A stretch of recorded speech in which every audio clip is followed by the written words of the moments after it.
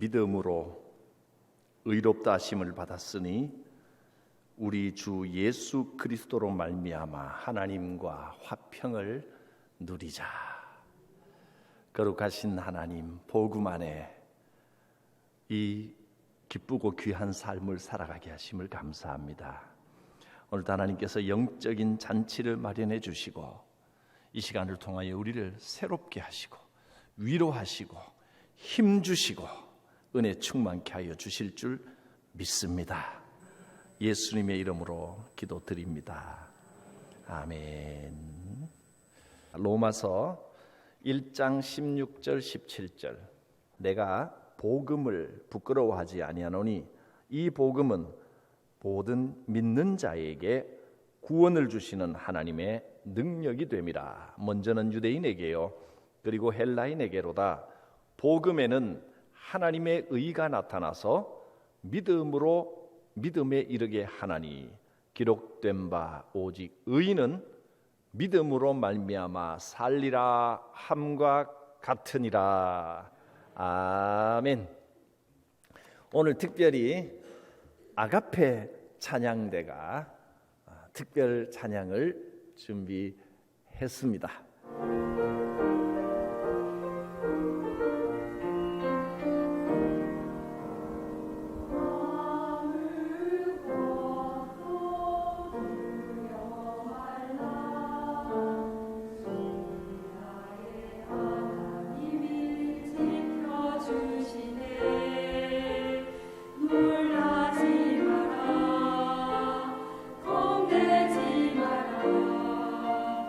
주님 나를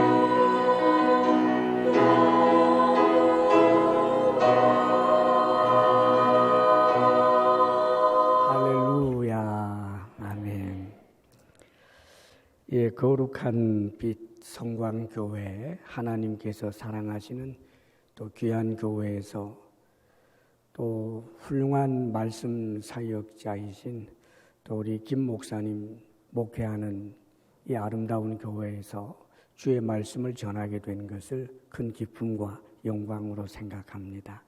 하나님께서 성광교회를 통해서 지금까지 영광 받으셨는데 앞으로도 주님 오시는 그날까지 하나님께서 기쁘게 여기실 만한 아름답고 건강한 교회로 계속 달려가시기를 축복합니다. 아멘. 예, 오늘 말씀 로마서 1장 16절, 17절 말씀 우리 크리스찬들이라면 누구나 잘 알고 있는 귀한 말씀이죠. 사도 바울이 이런 고백을 합니다. 내가 바울이 한 이야기예요. 복음을 부끄러워하지 아니한다. 그리고 그 이유가 나옵니다. 이 복음은 모든 믿는 자에게 구원을 주시는 하나님의 능력이 됨이라. 그래요. 자, 복음은 말 그대로 복된 소식이죠. 희소식이에요. 아주 굿뉴스입니다. 가령 불치병에 걸려 있고 지금까지는 그 병을 고칠 수 없었는데 어떤 약이 지금 발명되어서 그것 하나를 먹기만 하면 그 병에서부터 완전히 고침을 받는다. 그러면 그 병을 가진 자에게는 그 소식은 복음이에요. 아주 복된 소식이죠. 우리가 이 세상 살면서 정말 어떤 기로에 섰을 때 소식을 기다릴 때가 있잖아요. 합격의 소식을 기다릴 때.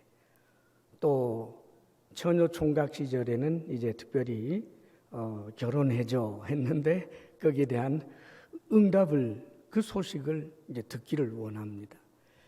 그럴 때 원하던 소식이 그에게 들려지면 그게 복음이에요.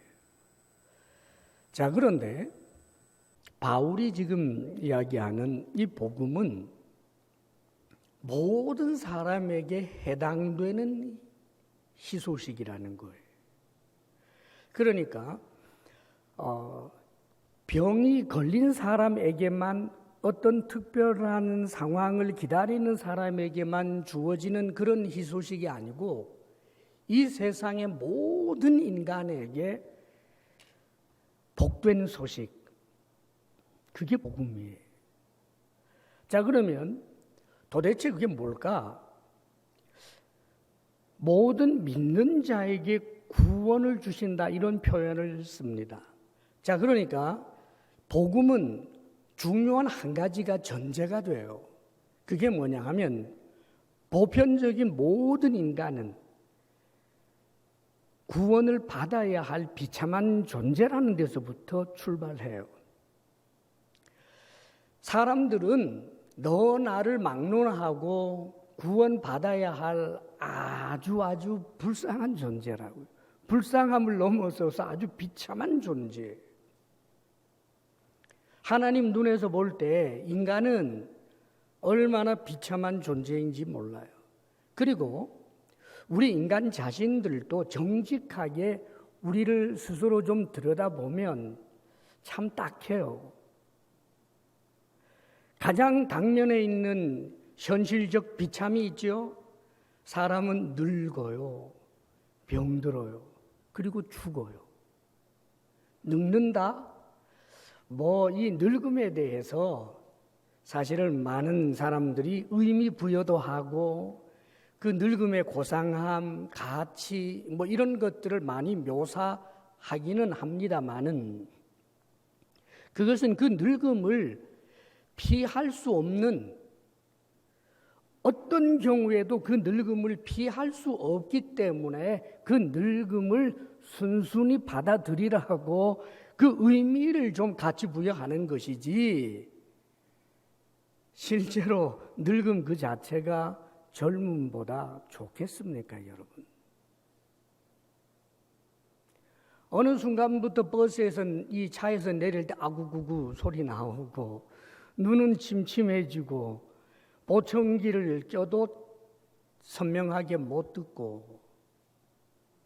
그런데 여러분, 그건 특별한 사람들의 이야기가 이 세상에 살아가는 모든 사람들이 반드시 그가 일찍 죽지 않는다면 늙음은 경험하게 돼 있어요. 성경에 보면 하나님께서 그렇게 사랑하시는 다윗조차도 아마 오래 살았나 봐요. 그렇죠? 다윗 오래 살았잖아요. 그런데 오래 살았는데 이분이 젊은 날 어떤 사람이었느냐 하면 10대 때 청소년 시절에는 골리앗과 1대1로 겨루어서 이겼던 사람. 자신이 양을 쳤는데 만일 사자가 양을 물고 가면 쫓아가서 그 양을 뺏기까지 하던 정말 그 용맹한 사람이 다윗이잖아요. 그런데 이 다윗이 늙으니까 아무리 두꺼운 입을, 왕인데 뭐 얼마나 좋은 그런 침상을 마련해 줬겠어요. 그런데 그거 아무리 덮어도 아무리 좋은 옷 입어도 도대체 추워서 견딜 수 없었다라고 하는 내용이 성경에 나온다고요. 늙는다라고 하는 것, 인간이 정말 싫어도 어쩔 수 없이 받아들일 수밖에 없는 것, 그게 비참이에요. 비참 목록이라고요. 병도 들어요. 그리고 언젠가는 늙고 병들고 죽지 않습니까, 여러분? 죽음. 사람들은 그러죠. 이 늙는 것도 죽는 것도 자연스러운 현상이라고. 그런데 정말 자연스러운 현상입니까? 그 죽음이 어느 날 갑자기 내 사랑하는 사람에게 닥쳐왔는데 자연스럽다고 말할 수 있느냐고요. 아무리 오래오래 산 사람도 죽음에 당면하게 되면 누구나 두려워할 수밖에 없어요. 죽음은 싫지요. 피하고 싶어요. 그런데도 죽을 수밖에 없어요. 비참이지요. 세상의 종교들이 인생이 가지고 있는 이런 고통스러운 현실적인 이 비참의 문제를 해결해 보기 위해서 세상에 많은 종교들이 등장한 거예요. 심지어 한 나라의 왕자였던 부처님 이야기입니다. 그가 왜 그렇게 뭘 깨닫겠다고 보리수 아래에서 뭘 깨닫고 그렇게 해서 부처님이 되었다라고 합니다만 그 이유가 뭐겠어요? 사람이 보니까 늙고 병들고 죽고 예뻤던 사람도 점점 늙어가고 그렇게 건강했던 사람도 병들어서 골골하고 큰 돈이 있거나 없거나 권력이 있거나 없거나 모든 사람들이 언젠가는 다 죽어버리는데 이 문제를 해결하지 않고서 산다는 게 무슨 의미가 있겠느냐? 그것 아니에요, 여러분. 근데 해결하냐고요? 못해요.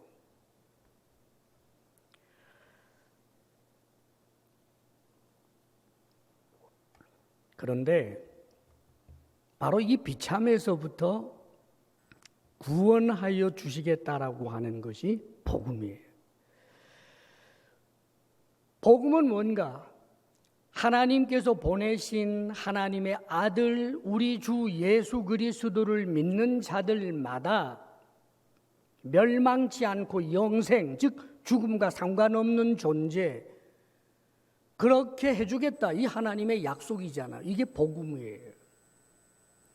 영접하는 자, 곧 그 이름을 믿는 자들에게는 하나님의 자녀가 되는 권세를 주신다. 하나님의 약속, 이게 복음이에요. 자, 복음은 뭐냐 하면 하나님께서 일방적으로 이 비참한 상태에 있는 인간들에게 주신 약속이에요. 이게 복음이에요.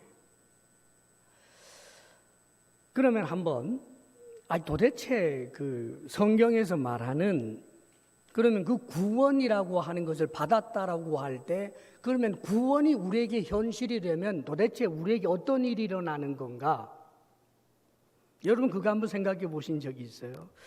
뭐 예수 믿었어. 예수 믿었지만 예수 믿지 전하고 뭐 가정 형편이 달라지는 것도 없고, 예수를 내가 믿기는 믿지만 예수 믿었다라고 해서 갑자기 내 아들 딸이 잘 되는 것도 없어 보이고, 뭐 하나 달라진 거는 교회 왔다 갔다 하는 것밖에 없더라. 정말 그렇게 생각합니까? 예수님을 믿으면 그가 새로운 피조물이 되는데, 그 새로운 피조물이 되었다라고 하는 확실한 보장이 우리 속에 일어나는데 성령의 내주하심이에요. 할렐루야. 성령께서 우리 속에 들어와 계신다고요. 하나님의 영, 삼위 되시는 하나님께서 내 속에, 우리 속에 들어와 계셔요. 지금 여러분들이 예수 그리스도를 믿고 있다면 여러분 속에 누가 계신다고요? 성령님이 계십니다. 우리 서로 한번 인사합시다. 내 안에 계신 성령님이 당신 안에 계신 성령님께 문안 인사드리오. 자, 웃으라고 하는 소리입니다. 한번 해보세요. 예.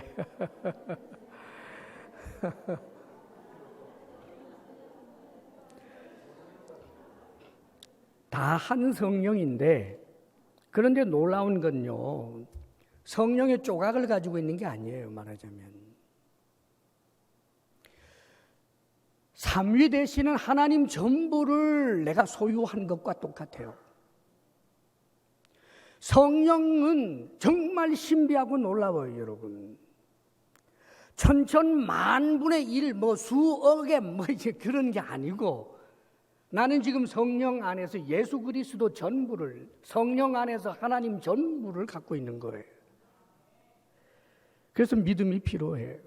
자, 그러면 예수님을 믿게 된 사람, 우리들도 이제 이 세상 살다가 보면 언젠가 죽지요. 예, 죽어요. 그러면 내 영혼이 성령께서 보장이 되어 주시기 때문에 천사의 받들림을 받아서 낙원에 가게 되지요. 전날에 우리 예수님께서 한편 강도에게 오늘 네가 나와 함께 낙원에 있으리라. 즉 죽는 그 순간 그 영혼으로 예수님도 또 너도 나와 함께 낙원에 있으리라 라고 말씀하신 거 기억하시지요? 그래서 우리가 죽으면 우리가 낙원에 가는데 내가 나를 증명하는 게 아니에요. 내 안에 계신 성령님이 보장이 되어 주시기 때문에, 그래서 우리는 자연스럽게 하나님을 아빠라고 부르며 저 낙원에 입성하게 되는 것입니다. 할렐루야. 이게 기쁜 소식이 아니에요. 구원을 받았다라고 할 때 그 죽음이 끝이 아니고 죽고 난 다음에 그 영혼이 낙원에 있단 말이에요. 자, 그러면 언제까지나 어딘지도 알지 못하는 내 영혼, 육신은 뭐 흙으로 돌아가든지 불에 태워졌든지 뭐 어떻게 되었든지 간에 그 영혼만 너울거리면서 어디 이 낙원이라고 하는 곳에 있느냐? 그게 끝인가? 성경은 그렇게 말하지 않아요, 여러분. 또 놀라운 구원의 한 모습을 보여줘요. 그게 뭐냐 하면, 나중에 우리 예수님께서 재림하시게 될 때 우리는 재림을 기다리잖아요. 그러면 예수님이 재림하시게 될 때 정말 우리 주님의 호령 소리와 천사장의 나팔 소리와 더불어서 주님께서 재림하시게 되는 그때에 이미 죽어서 낙원의 그 영혼으로 있었던 이들은 그 몸이 호련히 변하여 다시 몸을 입어요. 그리고 예수님께서 재림하시는 그때에 이 땅에 살아있는 사람들도 있을 수 있잖아요. 예수를 믿는 사람이라면 그는 죽음을 맛보지 않고 역시 호련히 변화가 되어서 몸으로 변화된단 말입니다. 그래서 여러분들이 늘 사도신경으로 신앙 고백할 때 몸이 다시 사는 것과 영혼 불멸 사상 그런 거 아니에요, 여러분. 몸이 다시 살아요. 놀랍게도 하나님께서 만드신 이 물질 하찮게 여기지 말라고요. 저 삼라 만상 하찮게 여기지 말라고요. 이 몸을 하찮게 여기지 말라고요. 이 몸이 변한다고요, 여러분. 늙고 병드는 이 초라한 몸, 시간과 공간의 제약을 받는 이 몸, 그뿐인가요? 우리는 우리 자신을 너무나 잘 알죠. 이 땅에 살면서 우리는 결심하지만 결심한 대로 해낼 수 없는 존재. 우리 속에 얼마나 악한 것들이 많은지 가만 내버려 두면 제법 괜찮다가 그 어딘가를 한번 탁 건드리게 되면 이 속에서 괴물이 튀어나오고 뭐 짐승도 튀어나오고 형편없다고요. 도 닦는다고 되던가요? 내가 좋은 아빠 돼야 되겠다 결심만 한다고 되던가요? 내가 남편에게 바가지 긁지 말아야 되겠다 결심 한번 하면 그 다음부터 다 돼요? 사랑하는 여러분, 우리의 이 죄성 그뿐만 아니라 바깥에서는 계속해서 이 현실적 비참의 세계에서는 마귀가 우리를 유혹하는 이 속에서 우리는 얼마나 엎치락 뒤치락 하며 사는지 몰라요. 내가 싫을 때가 얼마나 많은지 몰라요. 네가 그러고도 아버지냐? 네가 그러고도 사람이냐? 네가 집사냐? 네가 목사냐? 이런 생각 들 때가 얼마나 많아요. 그런데 사랑하는 여러분, 그때 우리가 변화가 된 그 몸은 신령한 몸인데 죄의 그림자도 없어요. 천사처럼 되어서 우리 주님께서 말씀하셨지 않습니까? 부활의 그때는 누구나 다 천사처럼 된다고. 천사처럼 돼요, 여러분. 내 속에 죄의 유혹을 받을 것도 없고 내 속에 죄의 어떤 그런 그림자도 악한 죄의 씨앗도 없고 바깥에서 나를 유혹하는 자도 없고 영원한 존재로 살아요. 그런데 영원이라는 게 뭘까? 시간의 끝없는 연속? 아이고 지루해서 어떻게 살아요? 그거 영원 아니에요. 영원이란 창조주 하나님의 그 신적 생명에 참여하는 게 영원이에요. 시간과 공간을 초월해 있는 건 말입니다, 여러분. 그러면 한번 생각해 봐요. 현재 우리가 살고 있는 거 대단해 보여도 하나님의 은혜로 지구라고 하는 혹성을 만들어 주시고 여기에서 우리 사람들이 또 하나님이 창조한 많은 그런 생명체가 살게 해 주셨는데 조금만 과학의 상식을 가지고 약간 멀리 놓고 보면요, 지구라고 하는 구슬에 물이끼처럼 붙어 살아요, 우리가. 눈을 들어서 저 하늘 바라보면 저 반짝반짝 빛나는 저 별들도 어지간하 하면 빛의 속도로 1억 년, 2억 년, 100억 년 달려야 할 정도로 멀어요. 그런데 구원받은 존재는 어떤 존재겠어요? 천사가 지금 저 우주의 모든 별들을 돌볼 수 있는 것처럼 저 넓고 넓은 우주가 성령이 내 속에 계시고 나와 너 사이에 함께 하시고 하나의 성전 건축 성전을 이루어서 우리 예수 그리스도의 몸이 된 우리가 우주를 전부 우리의 앞마당처럼 그렇게 뛰노는 도가에서 이야기하는 어떤 신선들의 이야기보다 더 황홀하고 유교에서 말하는 그 어떤 고상한 선비보다도 더 고상한 그런 사람으로 변화되는 그게 구원받은 자의 모습이에요. 할렐루야. 하나님께서는 우리에게 당면한 삶을 주시면서 하나님께서 주신 그 약속의 말씀을 믿으면 그게 소망이 되고 약속의 말씀을 믿으면 그것이 힘이 되고 약속의 말씀을 믿으면 그것이 위로가 되고 약속의 말씀을 믿으면 그것이 이 세상을 살아낼 수 있는 능력이 되는 것입니다, 여러분. 그래서 믿음이 중요해요.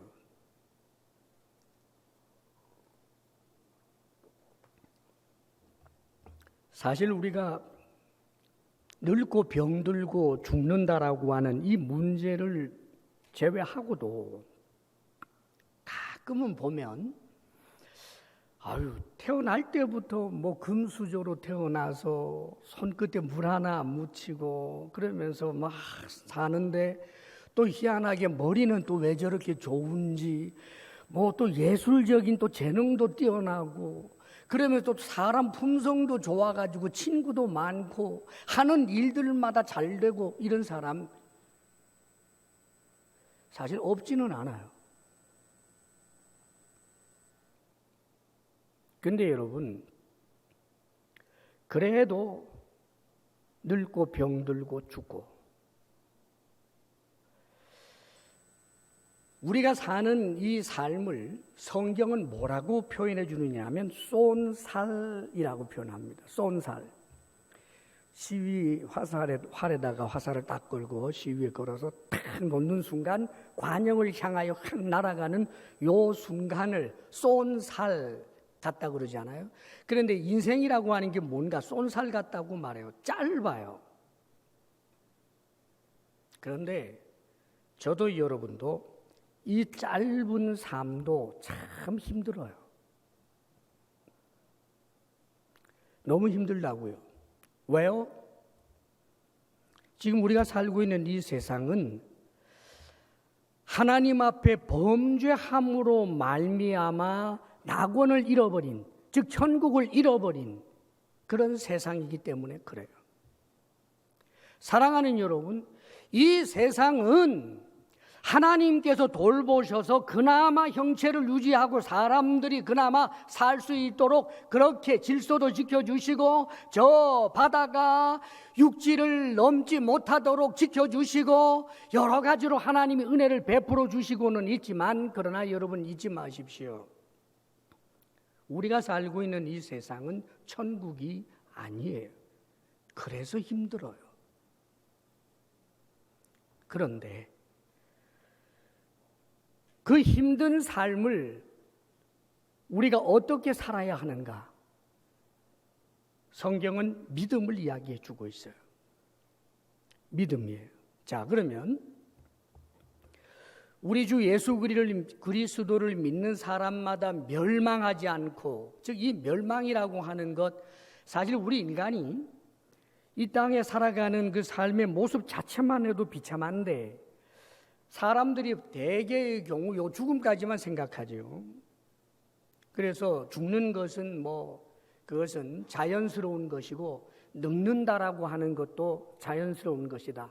늙음을 당당히 받아들이고 죽음도 당당히 받아들여라. 다 늙고 다 죽는 것이다. 그러므로 호들갑 떨지 말고 그 나이에 걸맞게 그리고 가장 멋지게 그렇게 살아라. 그렇게들 이야기를 합니다. 그러나 여러분 한 가지가 빠져 있어요. 죽음이 정말 끝이라면 의미 있어요. 그렇게 살면 돼요. 그것이 이 땅을 살아가는 가장 좋은 삶의 한 방식일 거예요. 그런데 여러분 죽고 난 다음에 새로운 현실이 펼쳐지는데 우리가 이 세상에 태어날 때 내가 원해서 누구의 아들로 딸로 태어나기를 원하면서 태어난 사람이 없는 것처럼 사람이 죽고 나면 두 길 가운데 하나밖에 없어요. 하나는 낙원, 즉 천국이고 하나는 음부, 곧 지옥이에요. 성경은 여기에 대하여 명백하게 여러 번 말씀해 주고 있어요. 인간이 늙고 병들고 죽는다라고 하는 것도 비참해서 구원받아야 할 존재지만 구원받아야 할 더 큰 이유는 한 번 죽는 것은 사람에게 정한 것이요 그 후에는 심판이 있으리니 그래요. 심판, 하나님이 선악간에 심판한다는 거지요. 여러분, 이 세상 살면서도 만일 카메라가 내 모르게 말하는 것, 그 다음에 내 내면의 흐름까지도 다 알 수 있는 그런 과학기술이 발달해서 내 속의 내면 세계까지 헤아릴 수 있고 카메라가 있고 이렇게 해서 내 일생을 전부 조명해 본다라고 하면 고개 들 수 있는 사람이 몇 명이나 될까요? 하나님의 심판대 앞에서 이 세상에서 소위 그렇게 그렇게 청렴하게 살았다, 도덕적으로 살았다, 윤리적으로 하늘을 우러러 부끄러움이 없었다라고 말하는 사람들도 불꽃 같은 하나님의 눈 앞에 서게 되면 부끄러워서 견딜 수가 없게 되는 거예요. 기준이 달라서 말이죠. 하나님의 기준과 사람의 기준이 너무 달라요, 여러분. 제가 고양이를 어릴 때 워낙 좋아해서 고양이를 이렇게 품에 안고 뭐 자고 늘 그랬어요. 그런데 이 녀석 고양이지만요, 대단히 이뻐하면 목욕을 시켜주면 그래도 안 물어요. 보통은 고양이가 물에 들어가면 질색을 하지만 워낙 어릴 때부터 이뻐해서 길러주면 그래도 참고 이 목욕에 몸을 좀 맡깁니다. 아주 탁 씻어가지고 막 드라이로 탁 말려서 탁 놓으면 앉자마자 혓바닥 내밀어가지고 막 핥아대는 거예요. 뒷단에는 뒷정리한다고 하지만 난 더러워 죽겠어요. 기껏 씻어줬는데 그렇죠. 요즘은 반려견들 굉장히 많잖아요, 여러분. 그 얼마나 이뻐요. 여러분 너무너무 이뻐하고 그러더구만요. 그리고 다들 뭐 엄마 그리고 아빠 그리고 요즘은 뭐 그래 아예 가족이라고 합디다.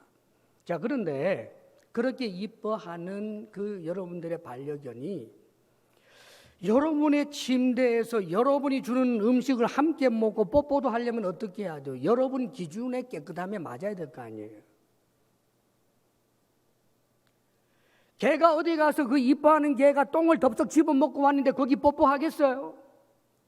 시궁창에 가서 굴르다가 왔는데 그 껴안아 주겠어요? 개 자신은 깨끗하다고 하겠지. 뭐가 더럽나? 그러나 주인에게는 더러워요. 하나님 앞에서 내가 깨끗하다고요?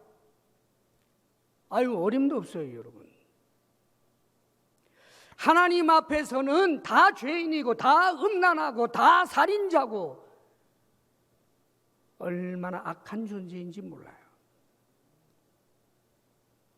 그런 심판대 앞에서 모든 사람들은 변명할 것 없이 100이면 100 받게 되는 선고는 지옥 심판이에요. 여긴 예외가 없다고 성경은 말씀합니다. 예외가 없기 때문에 그저 10%든 5%든 단 1%라도 자기의 행위로 말미암아 구원을 얻을 자가 있다면 하나님께서는 착하게 살아라, 선하게 살아라고 한 말씀만 주시고 말았을 거예요. 그런데 왜 예수님을 주셨습니까?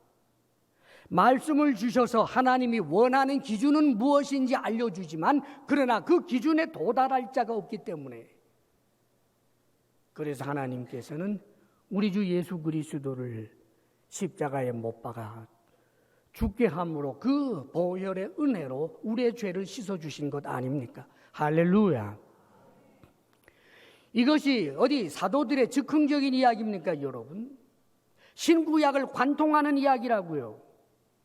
인간이 의롭게 되는 그 방법이 사람의 알량한 자신의 노력 행위로가 아니라고요. 그것으로 구원을 얻겠다라고 하는 순간 얼마나 위험해지는지 몰라요. 이게 율법주의예요. 성경에 보면 최초의 아담 하와에게 아담을 통해서 해주신 약속이 이제 하와에게도 전달이 됩니다만은 선악을 알게 하는 나무의 실과를 먹지 말라. 먹는 날에는 정령 죽으리라 그러셨어요. 그런데 이것을 뒤집어 보면 약속이에요. 무슨 말이냐 하면 지금 아담과 하와는 자기가 자기 자신을 스스로 설계해서 태어난 스스로 존재하는 존재가 아니에요.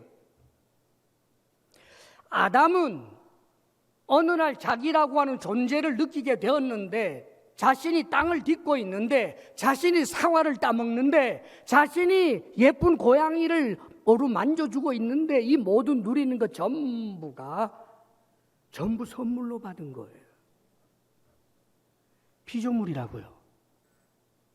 그런데 다른 피조물하고 달리 우리 인간에게는 놀랍게도 하나님께서 자유의지를 주시는, 그래서 하나님 앞에 자발적으로 하나님께 순복하고 하나님과 교제할 수 있는 그런 엄청난 천사가 누릴 만한 그런 굉장한 은혜를, 특권을 주셨단 말이에요.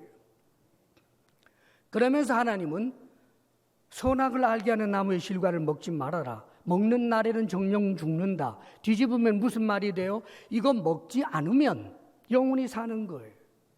하나님의 말씀만 그대로 지키면, 하나님의 말씀이 거짓말이 아니고 진리라고만 그렇게 믿으면,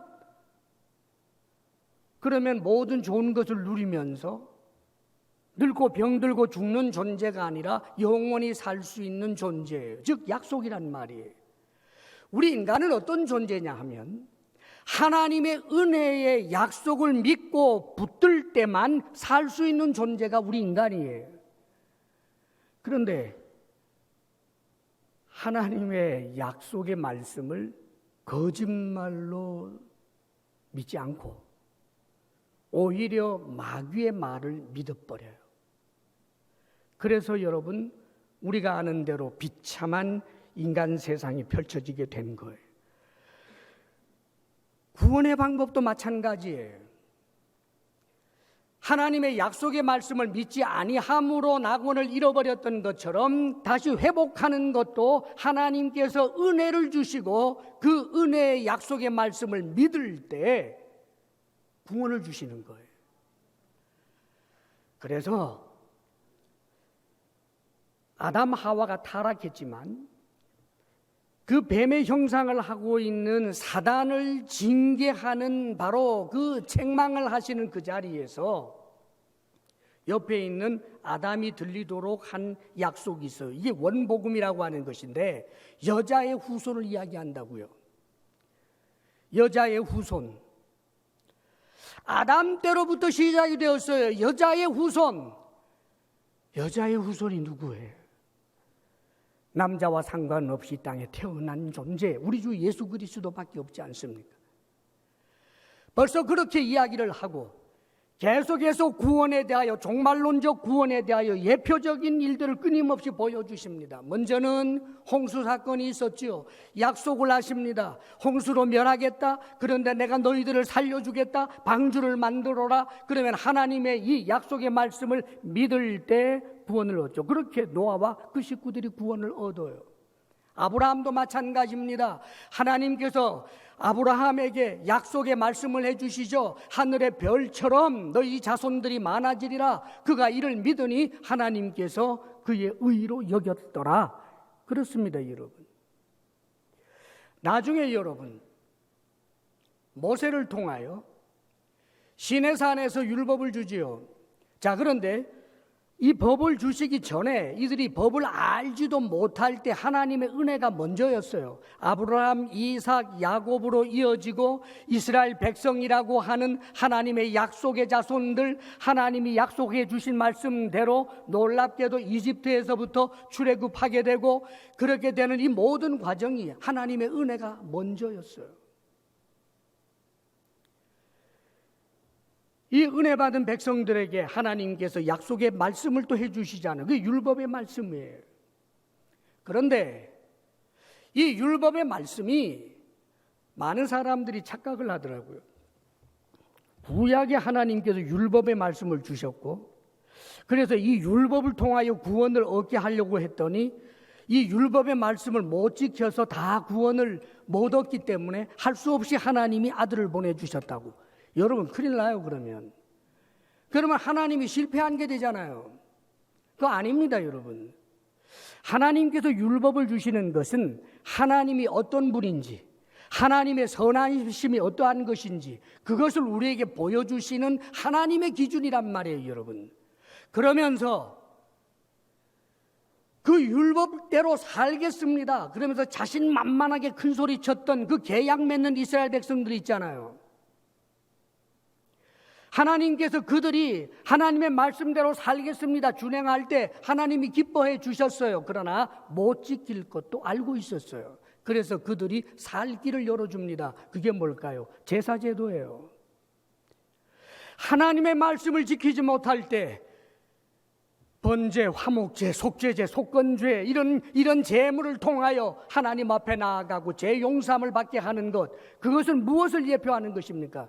예수 그리스도를 예표하는 일이었단 말입니다. 인간을 구원하시고자 하시는 하나님의 열심은 아담과 하와가 타락한 그 순간부터 시작된 거예요. 얼마나 신실하신지, 얼마나 그 은혜가 놀라운지 상상할 수도 없는 거예요, 여러분. 예수 그리스도는 예수님을 따르던 제자들 몇몇 사람들이 예수님을 신격화해낸 것도 아니고 이미 구약 때부터, 심지어는 아담이 타락했을 때부터 여자의 후손으로 이미 약속되어져 있는, 하나님이 인간을 구원하고자 하는 유일하고도 충분한 방법, 우리 주 예수 그리스도 십자가 구속의 은혜밖에 없는 것입니다. 우리 서로 한번 인사합시다. 예수 믿는 것을 자랑스럽게 여깁시다.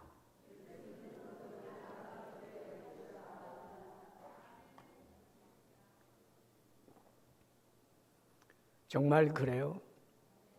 예. 여러분이 골방에서 예수님이 하나님이신 것 믿고 하나님의 아들이심을 믿습니다. 나를 위하여 십자가에 못 박혀 죽으사 제 죄가 사함받은 것을 믿습니다. 제가 예수님 안에서 하나님의 자녀가 된 것을 믿습니다. 그렇게 정말 고백할 수 있다면 저는 분명히 말씀드립니다. 여러분은 천사들도 부러워할 만한 복받은 사람들입니다. 그것을 확인할 수 있기를 바랍니다, 여러분. 자, 믿음은 우리 주 예수 그리스도 십자가 구속의 은혜, 즉 복음의 그 약속의 말씀을 계속하여 생각하면서 그 약속의 말씀을 믿음으로 말미암아 현실을 살아낼 수 있는 능력과 힘이 되어야 돼요. 하나님이 예수 믿는 우리를 단순히 그저 천국 보내는 것으로만 만족하기를 원했다면 예수 믿는 순간 다 데려가셨을 거예요. 그런데 예수 믿고 20년 살게 하고 50년 살게 하고 태어날 때부터 믿는 가정에서 태어나고, 왜 그럴까요, 여러분?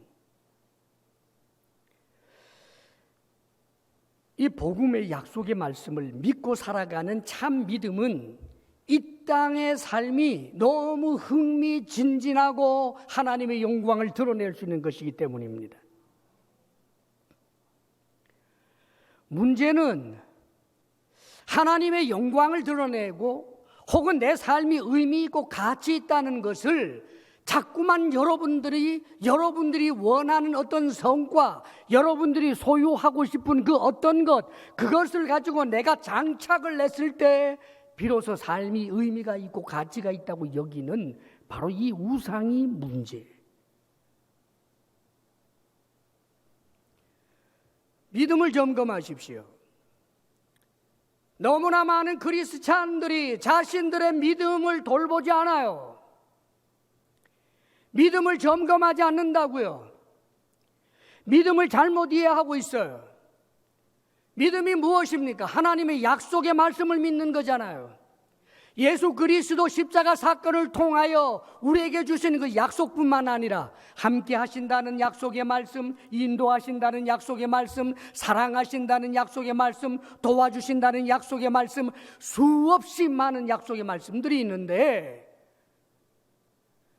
그런데 너무나 많은 그리스도인들이 말씀을 통해서도 소망을 못 얻고, 말씀을 통해서도 여전히 절망에 빠지고,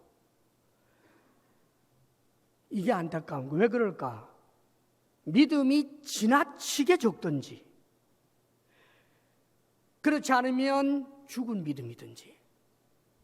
사랑하는 여러분, 하나님께서 우리가 이 땅에 살 때 지금 성령으로 우리와 함께 하시면서 하나님 우리 한 사람을 통해서 하나님께서는 당신께서 그리시고 원하시는 일들이 있어요. 그게 우리가 믿음으로 늘 응답하게 되면 너무나 흥미진진하고 보람차고 기쁘고 감사하며 살 수 있단 말이에요.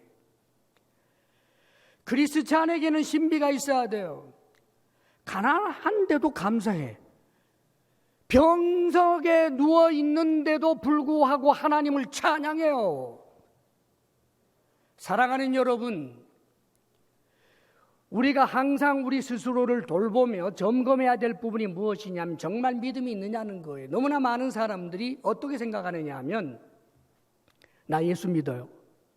요 한마디가 이게 곧 믿음이고 나 예수 믿어요. 요 한마디가 부적처럼 나한테 탁 붙어가지고 백인잎 속에 들어가 있는 그런 것으로 생각하더라고요. 여러분, 그건 미신이에요.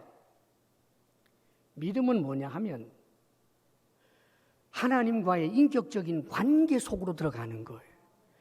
예수님, 하나님, 그분을 나의 주님으로 인정하고 그분의 사심을 인정하고 그분의 전능하심과 그 능력을 인정하고 그분의 사랑 앞에 감사하며 그분과 동행하는 이것이 믿음이에요, 여러분.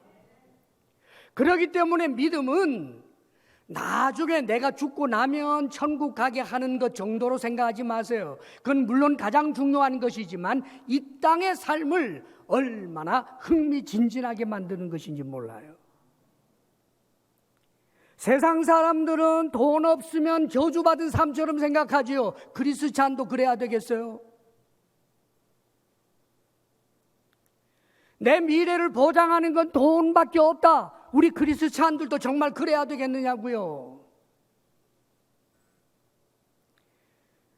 그래서 그 믿음의 역사를, 그 능력을 정말 너무 경험하지 못하고 살아요. 다만 하나님께서는 우리에게 주어진 70년, 80년의 삶을 정말 형통할 수 있는 그런 보장을 해 주셨으면서도 불구하고 너무나 많은 사람들이 좌충우돌하고 그리스찬이라고 하면서 죄짓고 또 죄짓고 그러다가 하나님 앞에 용서 구하고 그저 이 그대로 내버려 뒀다가는 완전히 지옥에 들어갈 것 같으니까 어느 날 하나님께서 한번 콱 찔러가지고 아이고 아파라 하면서 하나님 앞에 나와 빌기도 하고 그래서 수많은 사람들이 소위 부끄러운 구원을 얻어요. 암에 걸렸다든지 숨이 가빠올 때 용서해달라는 말만 주구장창 하다가 간신히 마음의 안정을 찾고 하나님 감사합니다 하고 죽는, 그래야 되겠어요? 주를 위하여 살다가 언젠가 그날이 오면 내 영혼을 아버지 손에 부탁하나이다, 내 영혼을 아버지 손에 부탁하나이다. 그게 우리가 돼야 되지 않겠습니까, 여러분? 그런데 사랑하는 여러분, 그 비결이 복잡한 무슨 방정식이 아니라고요. 그냥 믿음이에요, 믿음. 그리스찬의 삶은 단순해야 돼요. 복잡하면 안 돼요. 경우의 수가 너무 많으면 안 된다고요. 가정에서는 이래야 되고 직장에서는 이래야 되고 신앙생활만 가지고 될 줄 알아? 믿음으로 될 줄 알아? 그런 소리 좀 하지 말아요. 믿음이면 다 돼요. 정말 믿으면 말입니다. 성경에 보면 요셉이 하나님의 약속을 받잖아요. 너를 높이 세워주리라. 꿈을 통해서 주신 약속이에요. 어떤 사람들은 요셉이 꿈꾸는 사람이라고 해서 요셉 쪽에서 스스로 꿈을 꿨다고 생각하는데 그거 아니에요. 그 비전 아닙니다, 여러분. 하나님이 주신 약속이 비전이 돼야 되지 내 야망 그거 얘기하는 게 아니에요. 요셉처럼 야망을 가져라 막 이러더라고. 아니에요, 여러분. 요셉이 언제 총리 대신 되겠다고 했어요? 그래서 높은 자리에 올라가기 위해서 요셉이 계속해서 인내하고 열심히 살았기 때문에 높은 자리에 올라갔다고. 여러분, 그거 아니에요, 여러분. 어느 날 하나님이 은혜를 베풀어 주셨다고요. 요셉에게 약속해 주셨어요. 어느 날 하나님이 내게 은혜를 주셨어요. 약속해 주셨어요. 그 약속을 받은 요셉이 믿잖아요, 여러분. 약속을 받은 요셉이 당면했던 현실적인 문제, 집에서 왕따 당하잖아요, 여러분. 왕따 당했다고 해서 절망해요? 그 왕따 당한 것이 경험이 돼서 평생 그에게 트라우마가 돼요? 크리스찬이라고 하는 일이 툭하면 트라우마가 어쩌고 뭐 무의식 속에 있었던 게 어쩌고, 제발 그러지 마세요. 우리는 그렇게 무슨 운명에 묶여 사는 존재들이 아니에요. 지금 살아계신 우리 주님과 지금 인격적인 교감을 통해 살고 있는 존재, 그게 우리예요. 할렐루야. 요셉이 왕따를 당했지만 절망하지 않죠. 억울한 일 당했지만 절망하지 않죠. 노예살이 하면서 열심히 그 노예살이 하면서도 성실하게 살아가요. 성경에 보면 그가 형통한다라고 되어 있습니다. 여러분, 노예살이 하는데 형통, 좋은 말이죠. 그런데 형통이 뭘까? 요셉에게 주셨던 형통, 형통의 낱말 그 뜻은 뜻하는 대로 이루어지는 것, 이게 형통이죠. 그러나 성경적 의미에서 형통은 내가 원하는 대로 이루어지는 것을 말하는 게 아니에요. 하나님께서 나에게 가장 좋도록 이루어지는 것, 그게 형통이에요. 사랑하는 여러분, 내가 원하는 게 이루어졌다고 나에게 다 좋은 줄 아세요? 내가 원하는 대로 로또 당첨됐다가 패가망신한 사람들도 얼마나 많은데, 내가 원하는 대로 사업에 성공했다가 부부가 이혼하는 일들이 얼마나 많은데, 형통은 그런 게 아니에요. 내가 원하면 그냥 이루어지는 게 형통이 아니라고요. 형통은 하나님께서 내게 가장 종말론적으로도 유익하도록 하나님의 뜻이 이루어지는 것, 이게 형통이에요. 보디발의 그 집에서 그렇게 형통했지만 그 결과가 감옥 가잖아요, 여러분. 사랑하는 여러분, 그렇게 인정해 주었던 그 주인 아저씨가 결정적인 상황이 되니까 등 딱 돌려버려요. 배신감 있었겠지요. 감옥에 들어갔어요. 그렇다고 절망합니까? 믿음이 있어서 절망 안 해요. 감옥에서 어쩌면 이 감옥에서 풀려날 수 있는 좋은 힘 있는 사람이 되겠다라고 해서 감옥에 갇힌 그 관료들 꿈 해몽해 줬지만 역시 실망이죠. 그러나 실망 안 해요. 사랑하는 여러분, 요셉이 입지전적인 인물로 그렇게 설 수 있게 되었던 것이 그의 능력, 그의 의지, 사람을 관리할 줄 아는 방법, 뭐 이런 것이 아닙니다, 여러분. 상황에 대해서 대처할 줄 아는 뭐 어떤 것, 그런 거 아니라고요. 요즘 툭하면 책이란 책이 모조리 그냥 이 세상에서 돈 버는 방법, 뭐 사람의 마음을 얻는 것, 그 책 쓴 사람은 다 부자예요? 믿음입니다. 사랑하는 여러분, 믿음입니다. 사랑하는 여러분, 믿음입니다. 하나님이 나와 함께 하신다는 믿음, 하나님이 나를 사랑하신다는 믿음, 나에게서 일어나고 있는 이 모든 일들은 하나님께서 선한 뜻을 가지고 나에게 허락했다라고 하는 믿음, 그런 믿음으로 하나님과 동행하는 그에게는 하나님께서 놀라운 일들 이루어 가신다고요. 그렇게 살게 되기를 바랍니다, 여러분. 하나님이 나를 사랑하신다는 증거가 뭐죠?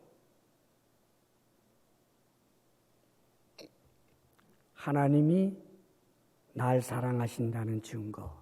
하나님, 내 이 직장에 꼭 들어가게 해주세요. 꼭이요. 꼭 정말 필요해요. 안 들어주셨어요. 하나님, 나 미워하나 봐. 그런 거예요. 하나님이 나를 사랑하신다라고 하는 가장 큰 증거, 당신의 아들 예수 그리스도를 내게 주신 거예요.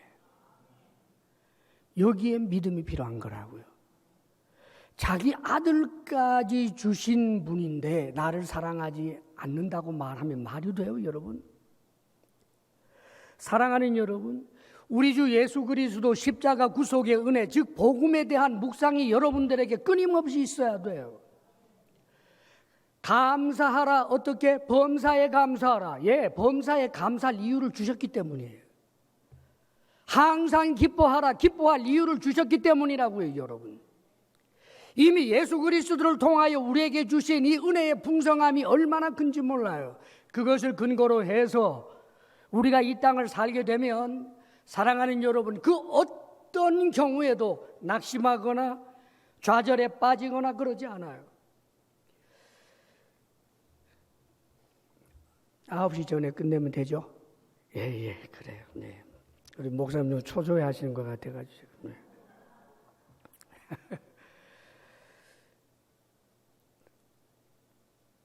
당면한 것 한 가지만 더 말씀드리고 마칠게요. 우리가 이 땅에 살면서 가장 필요하게 여겨지는 게 관계. 그렇죠? 관계. 사랑받고 싶고 존중받고 싶고 정말 어울려서 그렇게 살고 싶어요. 그런데 여기에 대해서 이미 하나님이 말씀하신 것 아세요? 말씀하신 것. 약속의 말씀이 있다고요. 명령과 약속이 함께 있어요. 대접을 받고자 하는 대로 너희가 먼저 대접하라. 사랑하는 여러분, 존중하고 내가 먼저 사랑하고 내가 섬겨주고 이런 일들을 우리가 해야 돼요, 여러분. 자, 그런데 하나님의 그 말씀을 붙들고 우리가 그런 노력을 기울이면서 살다가 보면 많은 경우에는 우리가 정말 대접을 받고자 하는 대로 남을 대접하고 선대하고 하면 관계가 많이 개선이 돼요. 그런데 그렇지 않을 때도 있어요. 그런데 그렇지 않을 때, 즉 요셉처럼 요셉은 형들에게 잘했지만 형들이 힘들게 만들고 요셉이 충성했지만 그 주인이 힘들게 만들고 했던 것처럼 내가 말씀을 따라서 열심히 했는데도 좋은 결과가 없을 때 있어요. 그렇다고 실망해요? 믿음이 있잖아요. 하나님이 아신다. 하나님이 나와 함께 하신다. 하나님이 도우신다. 하나님이 합력하여 선을 이루신다. 요셉이 팔렸기 때문에, 요셉이 감옥에 들어갔기 때문에 더 큰 일을 이루었지 않습니까, 여러분? 하나님의 말씀대로 했는데도 그 결과가 그 약속의 말씀처럼 정확하게 드러나지 않는다고 낙심하지 말란 말이에요. 왜요? 더 놀라운 약속의 말씀들도 얼마나 많은지 몰라요. 믿음입니다, 여러분. 이 세상 살면서 우리가 정말 힘드는 것, 경제적인 문제지요. 예수 믿어도 돈 필요하고. 그런데 여러분, 이 물질의 필요에 대하여, 이 땅의 필요에 대하여 하나님이 이미 약속해 주신 말씀을 여러분 정말 믿고 있습니까, 여러분? 하나님 앞에 드림, 그 다음에는 이웃에게 나눔이에요. 이거 하나님께서 하신 약속의 말씀입니다. 그런데 가끔 보다가 보니까 책에도 그런 게 있고요. 뭐 유튜브에서 11조는 이 구약에 폐지됐고 구약으로 신약에 와서는 11조 하는 거 이거 목사들의 꼼수다 뭐 이따위 소리 하는 사람들이 있더라고요. 근데 여러분 성경에 거기에 대해서는 예수님이 명백하게 말씀하셨어요. 이것도 하고 저것도 할지니라. 다시 말하면 그 바리새인들의 그 외식을 우리 주님께서 책망하시면서 그들이 했던 11조는 여전히 가면서 의와 인과 신도 지켜라. 그렇게 말씀하셨어요, 여러분. 잊으면 안 돼요. 왜 그럴까? 우리가 살아가는 삶의 방식이 하나님을 섬기는 사람들은 세상 사람들하고 다른데 가장 중요한 분기점이 물질에 대한 태도예요. 하나님이 주셔야 받는다. 사랑하는 여러분, 하나님이 주셔야 받는다. 그럼 어떻게 받을 것이냐? 하나님의 말씀을 따라 받는다. 정직하게 일하고 성실하게 땀 흘려 일하고 내가 수고한 땀의 열매를 하나님 앞에 기쁨과 감사로 10의 1조를 드리고 감사를 드리고 그 가운데서 남는 것 가운데 그 적은 것을 또 나누어서 누군가에게 주고 그러면 쪽박 찰 것 같아요? 사랑하는 여러분, 그러면 한번 뒤집어서 물어보십시다. 11조도 안 하고 하나님 앞에 들임에도 인색하고 요리조리 거짓말하고 남에게 나누지 않고 살아보니까 돈이 많이 벌려지던가요? 하나님의 말씀과 상관없이 살아서 물질의 풍요를 누리는 사람들 있지요. 그런 사람들 오히려 불쌍한 거예요. 하나님의 진노의 숯불을 머리에 올리고 있는 거라고요. 악한 짓을 했는데 잘 돼. 남을 속였는데도 잘 돼. 남의 뒤통수를 쳤는데 남의 것을 토해낸 것까지 다 빼앗아가. 그러면 그게 잘 된 거라고 생각하고 부러워하겠어요, 여러분? 쏜살처럼 지나가요. 그런데 하나님의 말씀을 따라서 이 세상 관계 속에서 정말 큰 행복과 기쁨을 맛보고 믿음 때문에 그 믿음으로 말미암아 이 땅의 피로도 정직하게 수고하고 하나님 앞에 드리고 이웃에게 나누는 물질의 청지기로 살면서 이 땅의 피로를 하나님께로 공급받는 이 기쁨은 사랑하는 여러분, 정말 그것이 얼마나 복되고 복된 것인지 여러분들의 삶의 자리에서 꼭 경험될 수 있기를 바랍니다. 많이 주시면 많이 나눌 수 있을 정도로 하나님 앞에 믿음직스러운 사람 될 수 있기를 바랍니다. 안 주시면 안 주시는 대로 연약하고 가난한 사람들의 어깨를 두드려 가면서 함께하고, 하나님이 세워주시고 많이 주시면 나누고 거룩하고 큰 영향력을 끼치며 살면 되는 것이지, 매일매일의 순간을 믿음으로 하나님과 동행함으로 여러분의 삶이 믿음으로 말미암은 수많은 간증거리 넘쳐나기를 주의 이름으로 축원합니다. 기도하겠습니다. 아버지 하나님, 주님께서 오시게 되면 믿는 자를 보겠느냐라고 단식하셨는데, 아버지여, 우리가 주님 앞에서 믿음이 큰 자, 수로보니게 여인과 같은 자, 아버지 하나님 로마의 백부장과 같은 자, 큰 믿음의 사람들이 되게 하여 주옵소서. 예수 그리스도 십자가 구속의 은혜를 통한 약속의 말씀을 우리가 기억하면 기뻐 춤추게 되고 소망을 갖게 되고 용기를 내게 될 뿐만 아니라 이 땅의 삶의 현실이 아무리 힘들고 어려워도 하나님이 함께 하시고 도우시는 것을 믿음으로 언제나 복되게 살아가는 형통하는 자 되게 하여 주옵소서. 예수님 이름으로 기도합니다. 아멘. 287장 찬송합니다. 예수 앞에 나오면 죄사함 받으며 주의 품에 안기어 편히 쉬리라. 우리 주만 믿으면 모두 구원 얻으며 영생 확실히 받겠네. 예수 앞에 나와서 은총을 받으며 마음의 기쁨 넘치어 감사하리라. 우리 주만 믿으면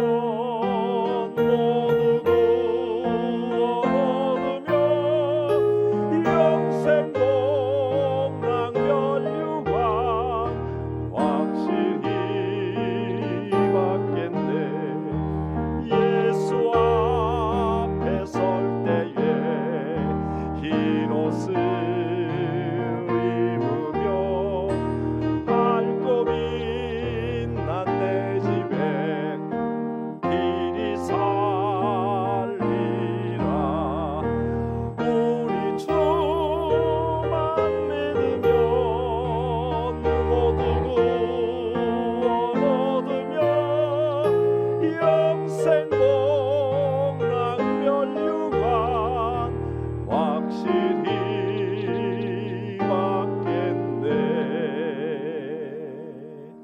이제는 우리 주 예수 그리스도의 크신 은혜와 하나님 아버지의 한없는 사랑과 성령의 교통하심과 충만케 하심이